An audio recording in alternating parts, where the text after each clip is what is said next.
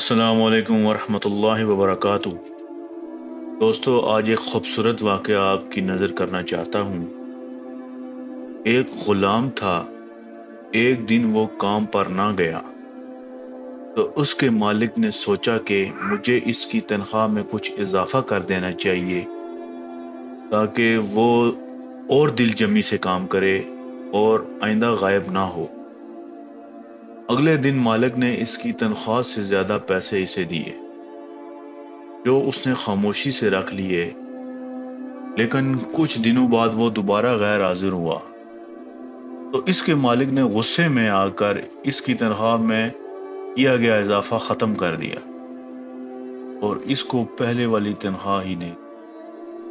गुलाम ने अब भी खामोशी इख्तियार की तो मालिक ने कहा, जब मैंने इजाफा किया तो तुम खामोश रहे और जब कमी की तो फिर भी खामोश हो क्यों?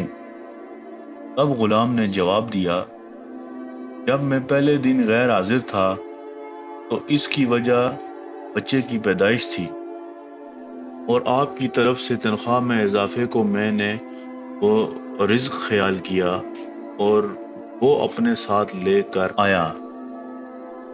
और जब मैं दूसरी मर्तबा गैर हाजिर था तो इसकी वजह मेरी माँ की वफ़ात थी और आपकी तरफ से तनख्वाह में कमी को मैंने वो रिज़्क ख्याल किया और वो जो अपने साथ वापस ले गई।